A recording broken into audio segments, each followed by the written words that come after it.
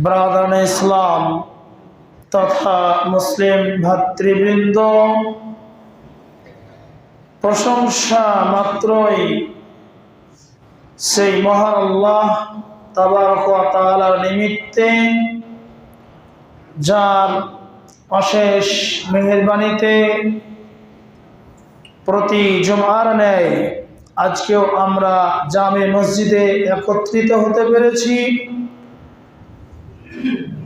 যিনি আমাদেরকে একত্রিত হওয়ার তৌফিক এনায়েত করেছেন, এজন্য আমরা সকলেই ছোট্ট করে উচ্চ স্বরে মুহাব্বতের সাথে তার প্রশংসা আদায় করি, বলি আলহামদুলিল্লাহ। আল্লাহ সুবহানাহু ওয়া তাআলার ছোট্ট প্রশংসার পর শতকোটি দরুদ ও সালাম বর্ষিত হোক নবী মক্কি, নবী মাদানী, আহমদী মুজতবা মুহাম্মদ মুস্তাফা বলি সাল্লাল্লাহু আলাইহি ওয়াসাল্লামের উপর, আল্লাহুম্মা আমিন। সম্মানিত উপস্থিতি, আমি আপনাদের সামনে সুপরিচিত সূরা সূরাতুল ফাতিহা, এই সূরা থেকে পরপর 4টি আয়াত তেলাওয়াত করেছি। এই 4টি আয়াতকে সামনে রেখে এই আয়াত সম্পর্কে 2-4টি কথা আলোচনা করব ইনশাআল্লাহ, যদি আল্লাহ তৌফিক দেন। এই যে সূরা ফাতিহা, যে সূরার ব্যাপারে রাসূল সাল্লাল্লাহু আলাইহি ওয়াসাল্লাম বলেছেন, লা সালাতা ইল্লা বিফাতিহাতিল কিতাব, যে সূরা ফাতিহা ব্যতীত সালাত হবে না। যে ব্যক্তি সালাতে হাজির হলো, জামাতে সালাত যেটা হাজির হলো, সূরা ফাতিহা পড়ার মতো যথেষ্ট সময় সে পেল, তার মুখস্থ আছে, তারপরেও সে কিন্তু ইমামের উপর ভার দিয়ে চুপচাপ দাঁড়িয়ে থাকলো, বিশেষ করে জাহিরি নামাজ যেগুলো মাগরিব, ইশা, ফজর, তো সেই ক্ষেত্রে দেখে সূরা ফাতিহা পড়তে হবে, অথচ সে পড়লো না, তার সালাত হলো না। লা সালাতা ইল্লা বিফাতিহাতিল কিতাব। ফাতিহা শব্দের অর্থ হচ্ছে শুরু হওয়া, আরম্ভ হওয়া। কোরআনুল কারীম যখন আমরা পাঠ করি, পড়তে শুরু করি, তখন সূরা ফাতিহা থেকে আমরা কোরআন পড়া শুরু করি, কারণ সূরা ফাতিহা হচ্ছে সমগ্র কোরআনুল কারীমের ভূমিকা। এই সূরাকে বলা হয় উম্মুল কোরআন, কোরআনের মা। সমগ্র কোরআনে যা কিছু আল্লাহ রাব্বুল আলামিন আলোচনা করেছেন, অতি সংক্ষেপে সূরা ফাতিহার মধ্যে আল্লাহ রাব্বুল আলামিন সেটা আলোচনা করে দিয়েছেন। এই সূরার তাফসীর আজও লিখে শেষ হয়নি। এর যারা তাফসীর কারক রয়েছেন, যথাসম্ভব চেষ্টা করেছেন তাফসীর করার, কিন্তু শেষ হয়নি। এই সূরার এত গুরুত্ব, এত মর্যাদা সম্পন্ন একটা সূরা, অথচ যে সূরার নাম সূরা ফাতিহা, এই ফাতিহা শব্দটাই সূরার মধ্যে ব্যবহার হয়নি। এই সূরার আরো অনেক নাম রয়েছে, আশ-শিফা, আর-রুকিয়া, সূরাতুল হামদ, উম্মুল কোরআন, কোরআনুল আজিম, মহান কোরআন, সূরা শিফা, রোগের প্রতিকার, আর-রুকিয়া, ঝাড়ফুঁকের মন্ত্র, ইত্যাদি ইত্যাদি নাম রয়েছে এই সূরার। বেশ কয়েকটি নাম দেখলাম তাফসীরের মধ্যে আলোচনা করা হয়েছে। এই সূরার এত গুরুত্ব, এত মর্যাদা। আবু সাঈদ রাদিয়াল্লাহু তাআলা আনহু থেকে একটি হাদিস বর্ণিত রয়েছে। তিনি বলেন, আমরা কয়েকজন মিলে সফর করছি কোন একটা জায়গায়, তাফসীরে জায়গার নাম উল্লেখ করা হয়নি, কোন একটা জায়গাতে সফর করছি। সফর করতে করতে আমরা একটা স্থানে এসে পৌঁছালাম। তো এমত অবস্থায় একটা দাসী আমাদের কাছে আসলো, এসে বলল যে আপনাদের মধ্যে এমন কি কেউ নেই যে আজকে আমাদের যে দলের সর্দার, তাকে আজকে সাপে দংশন করেছে, সাপে কেটেছে।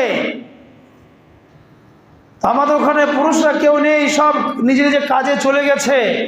তো কেউ কি নেই, কেউ কি ঝাড়ফুঁক করতে পারে না, যার দ্বারাই সে বিষটা কেটে যাবে?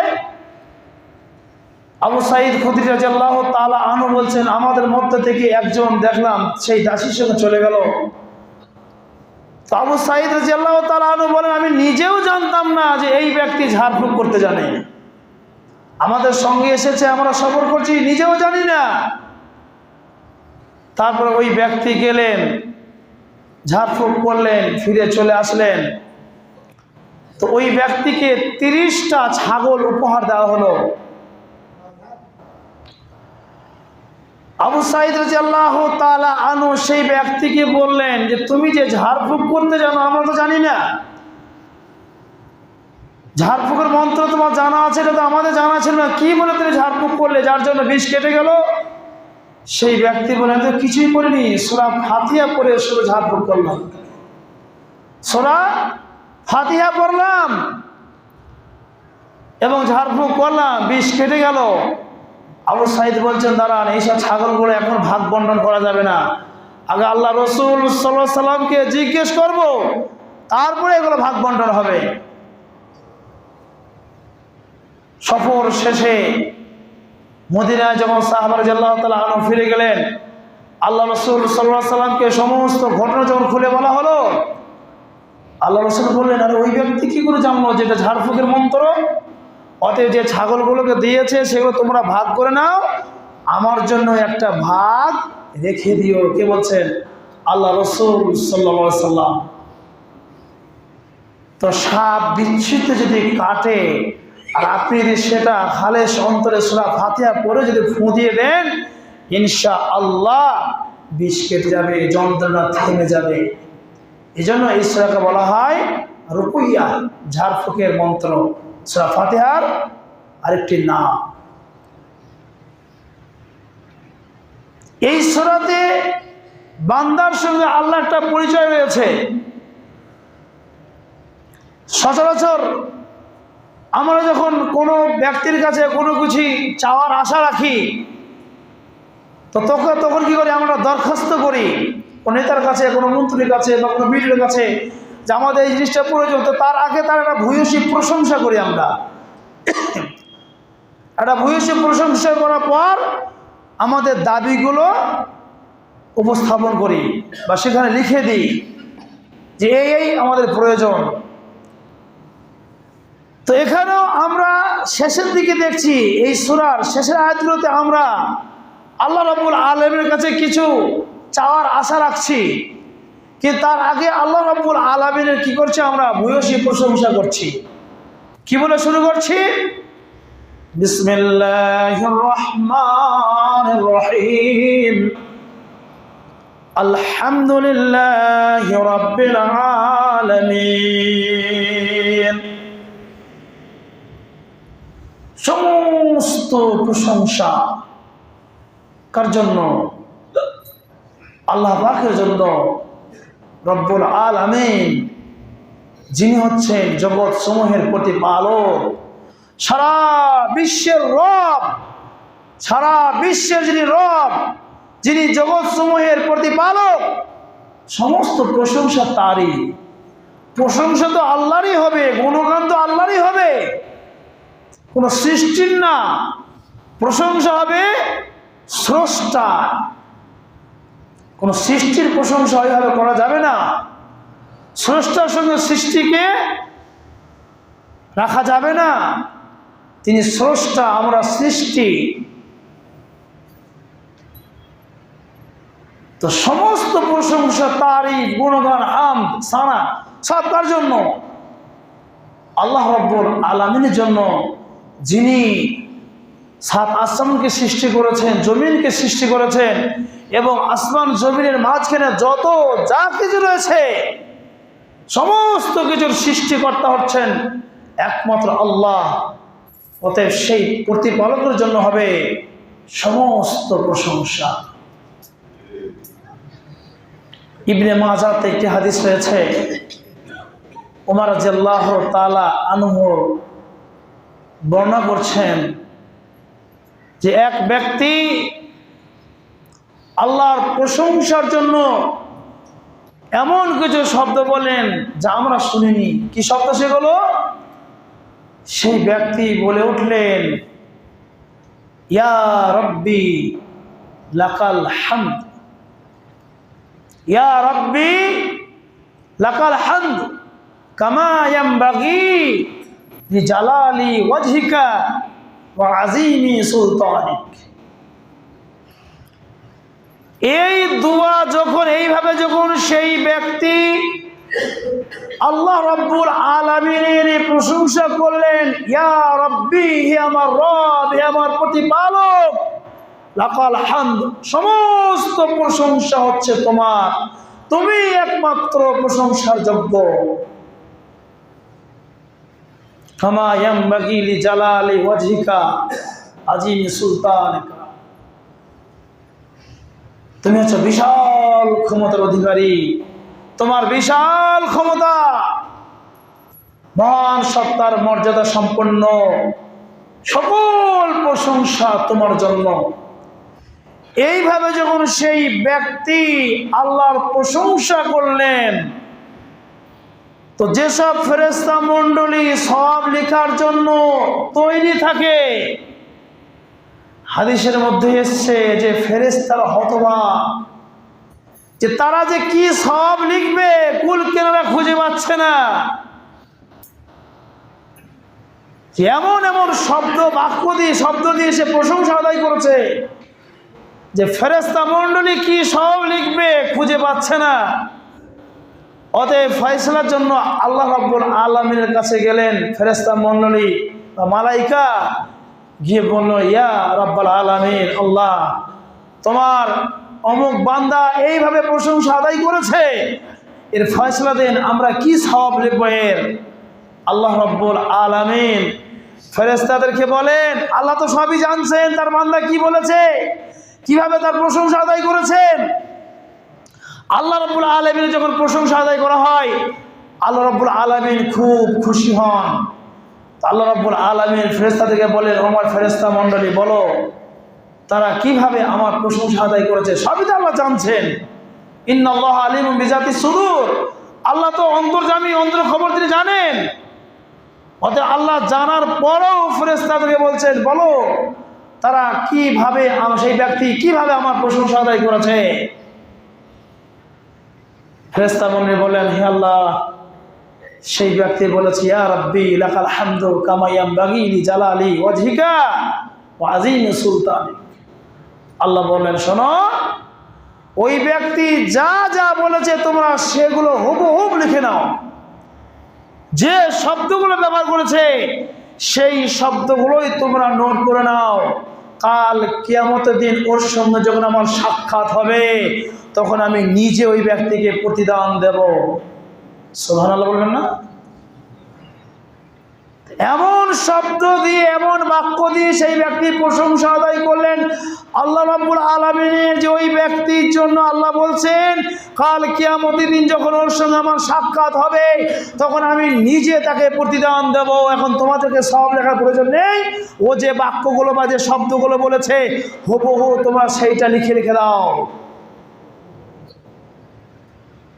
আল্লাহ রাব্বুল আলামিনের আপনি যত প্রশংসা করবেন, আল্লাহ তত খুশি হবেন, কারণ সমস্ত প্রশংসার অধিকারী একমাত্র হচ্ছেন আল্লাহ। আল্লাহুম্মা লাকাল হামদু কুল্লুহু ওয়া লাকাল মুলকু কুল্লুহু ওয়া বিয়াদিকাল খায়রু কুল্লুহু। যে হে আল্লাহ, সমস্ত প্রশংসা তোমার, সারা বিশ্বই তোমার, সমস্ত কল্যাণ তোমার হাতের মধ্যেই রয়েছে। ওয়া ইলাইকা ইউরজাউল আমরু কুল্লুহু, এবং প্রত্যেকটা বস্তু তোমার দিকে প্রত্যাবর্তন করে। এইভাবে যখন আপনি আল্লাহর প্রশংসা করবেন, অবশ্যই আল্লাহ খুশি হবেন।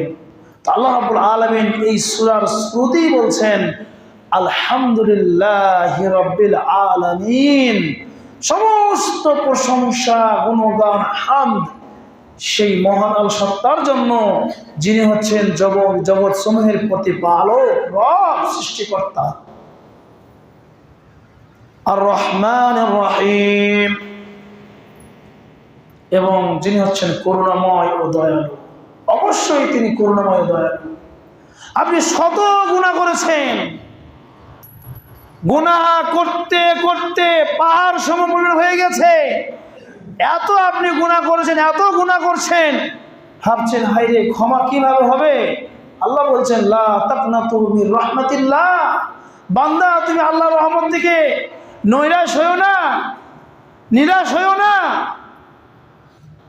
তুমি গুনাহ করতে করতে পাহাড় সমপরিমাণ গুনাহ করেছো, গুনাহ করতে করতে আসমানের নিচে, জমিনের মধ্যে যতটুকু ফাঁকা জায়গা আছে সব তুমি পূরণ করে দিয়েছো। এত গুনাহ করেছো, এত গুনাহ করেছো, তারপর তুমি চিন্তা করছো যে আমি এত গুনাহ করেছি, কিভাবে ক্ষমা হবে। আল্লাহ বলছেন আমি রহমান, আমি রহিম, আমি করুণাময়, আমি দয়ালু। বান্দা তুমি একটু চোখের পানি ফেলে আমার কাছে ইস্তেগফার করো যে আল্লাহ, আমি জানতে অজান্তে, জেনে বুঝে না জেনে অনেক পাপ করেছি, অনেক গুনাহ করেছি, তুমি তো ক্ষমাশীল। আল্লাহ তুমি আমাকে ক্ষমা করে দাও, নাহলে আমি খুব চিন্তায় আছি। আল্লাহ বলছেন লা তাকনাতু মির রাহমাতিল্লাহ, বান্দা তোমার নিরাশ হওয়ার কোনো কারণে আল্লাহ রহমত থেকে তুমি খালিস অন্তরে যখন তওবা করবে, অবশ্যই আমি তোমার গুনাহগুলোকে সব মাফ করে দেবো। তার তিনি রহমান, তিনি রহিম। আল্লাহ রাব্বুল আলামিন এত সুযোগ আমাদেরকে দিয়েছেন, তারপরেও কিন্তু আমরা আল্লাহর কাছে ক্ষমা চাইতে লজ্জা পাই, লজ্জা লাগে আমাদেরকে যে আল্লাহর কাছে ক্ষমা চাইবো কি বলে। আল্লাহ কি আমাদের ক্ষমা করবে? অবশ্যই তিনি ক্ষমা করবেন। ইয়া আইয়ুহাল্লাযিনা আমানু তুবু ইলাল্লাহি তাওবাতান নাসুহা, আল্লাহ বলছেন হে ঈমানদারগণ, তোমরা আল্লাহ রাব্বুল আলামিনের নিকট ইস্তেগফার করো, ক্ষমা করো। তাওবাতান নাসুহা, ক্ষমা চাওয়ার মতো ক্ষমা করো।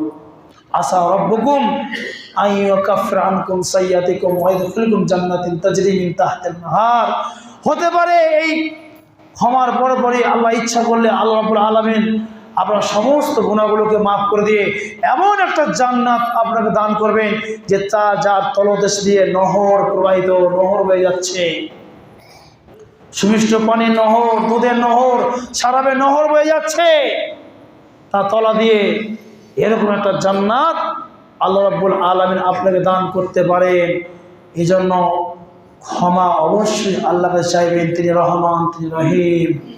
তাই এই সূরার দ্বিতীয় আয়াতে আল্লাহ বলছেন আর রহমানির রহিম, তিনি হচ্ছেন করুণাময় এবং দয়ালু। মালিকি ইয়াউমিদ্দিন, তৃতীয় নম্বর আয়াতে আল্লাহ বললেন বিচার দিনের মালিক হচ্ছেন একমাত্র আল্লাহ। একদিন, 2 দিন নয়, 1 বছর, 2 বছর নয়, 100 বছর, 2 বছর, 200 বছর নয়, 50,000 বছরে একটা দিন হবে। সেই দিনে সকল সৃষ্টির বিচার আল্লাহ রাব্বুল আলামিন করবেন, হিসাব নিকাশ নেবেন। সেই দিনের মালিক হচ্ছেন আল্লাহ, কোনো সৃষ্টি না। সেই যে 50,000 বছরে একটা দিন হবে, আল্লাহ রাব্বুল আলামিন বিচারকের আসনে আসীন হবেন, বিচারকের আসনে তিনি বসবেন, বিচার করবেন। সেই দিনের মালিক হচ্ছেন তিনি। কোন নবীকে সেদিনের মালিক করা হবে না, কোন রসুলকে সেই দিনের মালিক বানানো হবে না। যেদিন মানুষ ইয়া নাফসি করবে, হায় আমার কি হবে, আমার কি হবে। বিশাল বিশাল অট্টালিকা, রাজপ্রাসাদ, পাহাড় পর্বত, নদী নালা, সাগর সমুদ্র সব কিছু ধূলিসাৎ হয়ে যাবে, বিশাল ময়দান হবে একটা। আর সে ছায়া ছাড়া কোনো কিছুর ছায়া থাকবে না। সেই দিনে মানুষ ত্রাহি ত্রাহি করবে। সূর্যের তাপ এত বেড়ে যাবে যে মানুষ ভাবে আমার মাথার এক হাত উপরে সূর্য রয়েছে, কেউ ভাবে আমার মাথার আধ হাত উপরে সূর্য রয়েছে। সে যে কঠিন একটা দিন, ভয়ঙ্কর দিন। সেদিন কেউ কাউকে সাহায্য করবে না, কেউ কাউকে সহযোগিতা করবে না।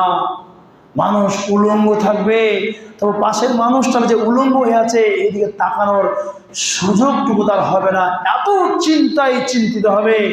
সেই রকম কঠিন দিনের বিচারের দিনে মালিক হচ্ছেন আল্লাহ, মালিক ইয়াউমিদ্দিন। আপনি জীবনে যা কিছু করেছেন সমস্ত কিছু হিসাব সেদিন আপনাকে দিতে হবে। তো সেদিন আপনাকে কেউ বলে দেবে না, সেদিন আপনাকে কেউ সাহায্য করবে না। ওয়ালা তাজিরু ওয়াজিরাতুন বিজরা উখরা। কিয়ামত দিবস এমন একটা ভয়ঙ্কর দিন যে আপনি যা কিছু করেছেন আপনার বোঝা আপনাকেই বহন করতে হবে, আপনার বোঝা অন্য কেউ বহন করবে না। সেই দিনের মালিক হচ্ছেন আল্লাহ, মালিক ইয়াউমিদ্দিন। ইয়্যাকা না'বুদু ওয়া ইয়্যাকা নাস্তাঈন। এই তিনটি আয়াতে আল্লাহ রাব্বুল আলামিনের আমরা কি করলাম? প্রশংসা করলাম। প্রশংসা করার পর এবারে আমি বলছি আল্লাহ ইয়্যাকা না'বুদু, হে আল্লাহ আমরা তোমারই ইবাদত করি, তোমার না তোমারই ইবাদত করি। অর্থাৎ তুমি ছাড়া আমরা আর কারোর ইবাদত করি না, কারোর উপাসনা করি না। ইয়্যাকা না'বুদু ওয়া ইয়্যাকা নাস্তাঈন।